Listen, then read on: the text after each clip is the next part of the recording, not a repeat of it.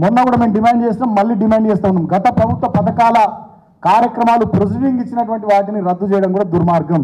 అది దళిత బంధు అయినా, అది గృహలక్ష్మి అయినా, రెండవ విడత గొర్రెల పంపిణీ యూనిట్లైనా పాపం వాళ్ళు డీడీలు కట్టుకున్నారు. మా యాదవ్ సోదరులు వాళ్ళని రద్దు చేస్తున్నారు. అదేవిధంగా దళిత బంధు పథకం కింద దళిత సోదరులకు ప్రొసీడింగ్స్ ఇచ్చినాం. నియోజకవర్గానికి 1100 చొప్పున కొన్ని నియోజకవర్గాలు ఇచ్చినాం. వాటిని బ్యాంకు ఖాతాల్లో 10 లక్షల చొప్పున పడ్డాయి. వాటిని ఫ్రీజ్ చేసినట్టు తెలుస్తూ ఉంది. ఎన్నికల సందర్భంలో మీరు ఏం చెప్పారు? 10 లక్షలు కాదు, ఇంకొక 2 లక్షలు అదనంగా కలిపి 12 లక్షలు ఇస్తామని చెప్పారు. అంటే అది మోసపు మాటనే కదా. ఇక దీన్ని బట్టి అర్థమవుతా ఉంది. గృహలక్ష్మి పథకానికి సంబంధించి నియోజకవర్గానికి 3000 ఇళ్ళ చొప్పున ఇచ్చినాం. కొన్ని నియోజకవర్గాలు ఇవ్వాలి, కొన్ని నియోజకవర్గాలు ప్రొసీడింగ్ కాపీలు ఇచ్చినాం. వాళ్లకు దాన్ని కంటిన్యూ చేస్తూ మీరు అంటున్నటువంటి ఇందిరా మిల్లను కూడా ఇవ్వండి, ఎవరద్దన్నారు?